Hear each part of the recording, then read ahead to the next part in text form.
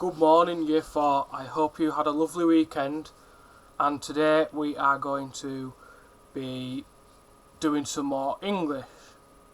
So in today's lesson we are going to be starting to look at chapter 2, and we are going to look at when the boys enter the cave.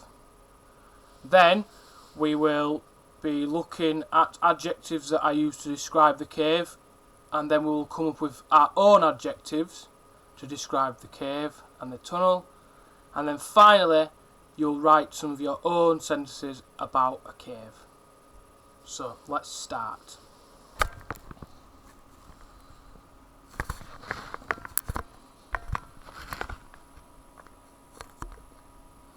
So I'm going to start by reading chapter 2. So, chapter 2, Inside the Dragon Nursery. You have probably guessed by now that Hiccup was not your natural Viking hero. For a start, he didn't look like a hero. Somebody like Snotlout, for instance, was tall, muscly, covered in skeleton tattoos, and already had the beginnings of a small moustache. This consisted of a few scraggly yellow hairs clinging to his upper lip, and was deeply unpleasant to look at, but still impressively manly for a boy not yet 13. Hiccup was on the small side, and had the kind of face that was almost entirely unmemorable. He did have heroic hair, which was a very bright red and stood up vertically. However, how much you tried to wet it down with seawater. But nobody ever saw that, because it was hidden under his helmet most of the time. You would never have picked Hiccup out of those 10 boys to be the hero of this story. Snotlout was good at everything and a natural leader. Dog's Breath was as tall as his father and could do amusing things like farting to the tune of the Burke National Anthem. Hiccup was just absolutely average, the kind of unremarkable, skinny, freckled boy who was easy to overlook in a crowd. So, when Gobble blew the horn and moved out of sight to find a comfortable rock to sit on and eat his mussel and tomato sandwich, Snotlout pushed Hiccup out of the way and took charge. "Okay, listen up, boys," he whispered in a menacing fashion. "I'm in charge, not the useless. And anybody who objects gets a knuckle sandwich from Dog's Breath the Durbrain." "Ugh," grunted Dog's Breath, pounding his fists together in happy excitement. Dog's Breath was Snotlout's chief sidekick and a great big gorilla of a boy. "Bash him, Dog's Breath, to show what I mean." Dog's Breath was delighted to oblige. He gave Hiccup a shove and sent him sprawling headfirst into the snow, then ground his face in it. "Pay attention," hissed Snotlout. The boys dragged their eyes away from Dog's Breath and Hiccup and paid attention. "Rope yourselves together. The best climber must go first." "Well, that's you, of course, Snotlout," said Fishlegs. "You're the best at everything, aren't you?" Snotlegs looked at Fishlegs suspiciously. It was difficult to tell whether Fishlegs was laughing at him or not because of his squint. "That's right, Fishlegs," said Snotlout. "I am, and just in case he had been laughing at him, bash him, Dog's Breath." Whilst Dog's Breath pushed Fishlegs down to join Hiccup in the snow, Snotlout bossily ordered everyone to rope themselves together. Hiccup and Fishlegs were the last to be tied on, just behind and flushed and triumphed Dog's Breath. "Oh, brilliant," muttered Fishlegs. "I'm about to enter the cave full of man-eating reptiles tied up to 8 complete maniacs." "If we get to the cave," said Hiccup nervously, looking up the black sheer cliff. Hiccup put the light torch between his teeth to leave his hands free and started climbing after the others. It was a perilous climb. The rocks were slippy with snow, and the other boys were thoroughly overexcited. making the absent far too quickly.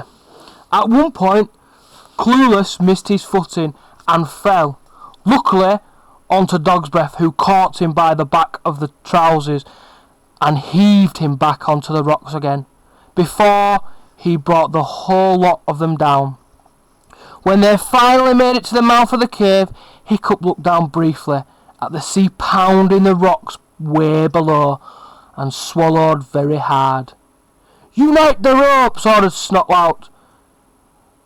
He said, his eyes popping with excitement at the thought of the dangers to come. "Hiccup goes into the cave first because he's the son of the chief," he sneered. "And if any dragons are awake, he'll be the first to know about it. Once we're in the cave, it's every man for himself. Only the strong can belong." Although he wasn't usually mindless thug of a hooligan, Hiccup wasn't a wimp either. Being frightened is not the same as being a coward. Maybe he was as brave as everyone else there because he was to catch a dragon despite knowing what dragons are like. And when he climbed perilously to the mouth of the cave and he had found that inside there was a long twisty tunnel, he still went down it despite not being too keen on long twisty tunnels with dragons at the end of them. The tunnel was dripping and clammy. At times it was high enough for the boys to walk upright, then it would close down into narrow claustrophobic holes that boys could only squeeze through, squirming on their stomachs with the flares held in their mouths.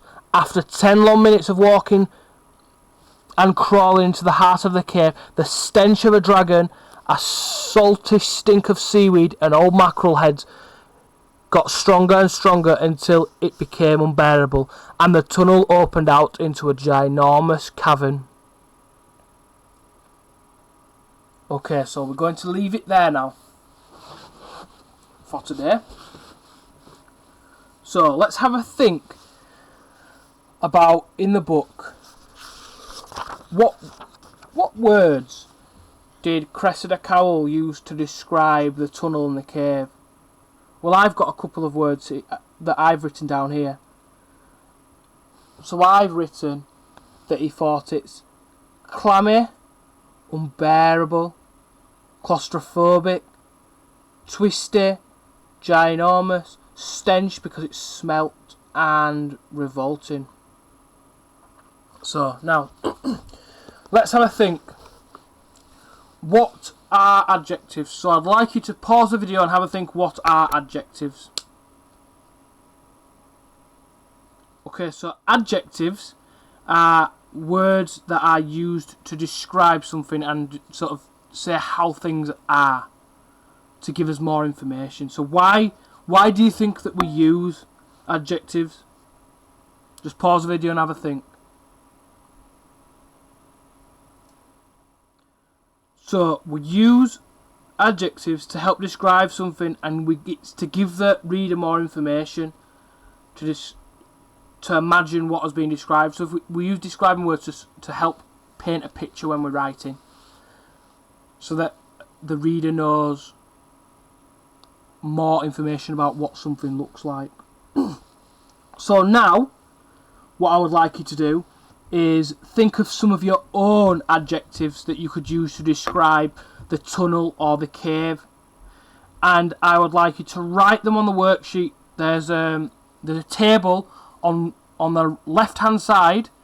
I have written my 8 adjectives that I have chosen. So on the right hand side there's 8 boxes that you need to put your adjectives in, and these are adjectives that you're going to use when you write your own sentences. So I'll give you mine. I'll give you some of mine. One of mine was gloomy.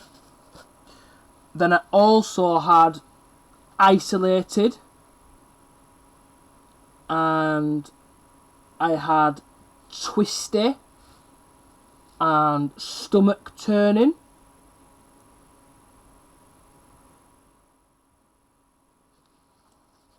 So there are some of the words that I had. So just pause the video now and have a go.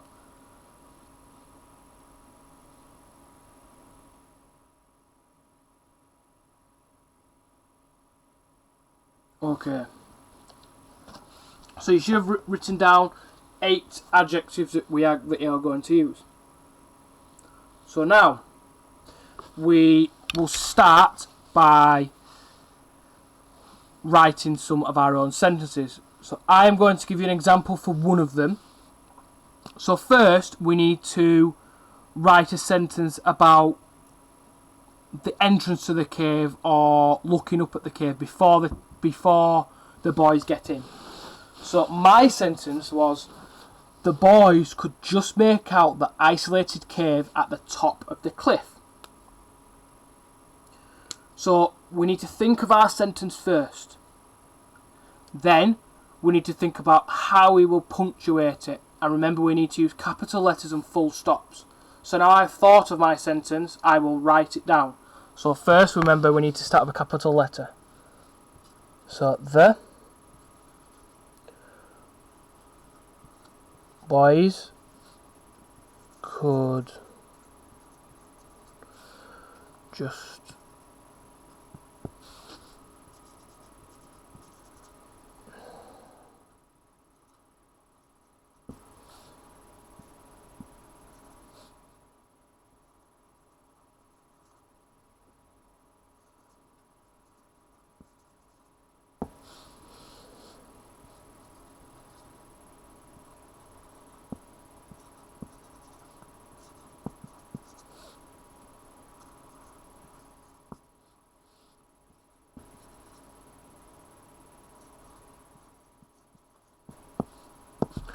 there we go. So the boys could just make out the isolated cave at the top of the cliff.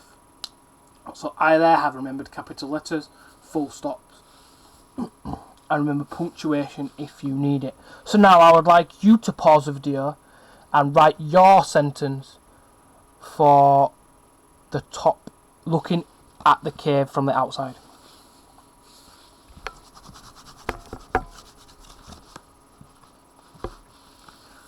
Okay, so now you should have had a go at writing your sentence for the outside of the cave. So this time we are going to write the sentence for the tunnel. I'm going to give you an example this time. I'm just going to say, I'm not going to write it down, but I'll give you an example. So my example is, to gain entry to the cave, the boys had to navigate the tight and twisty tunnels. I'll say that one again for you. To gain entry to the cave, the boys had to navigate the tight and twisty tunnels. So now what I would like you to do is write your sentence for describing the tunnels. So just pause the video and have a go at that now.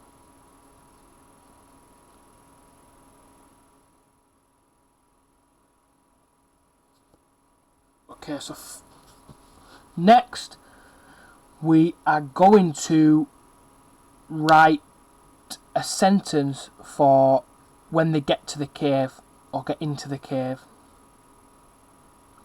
So my example sentence for this is, as they reached the cavern, a stomach-turning stench was becoming stronger.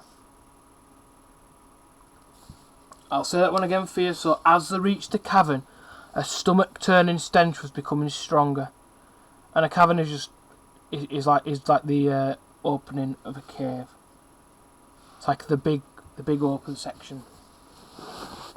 So now I would like you to write your example for the cave. So pause the video and have a go at that.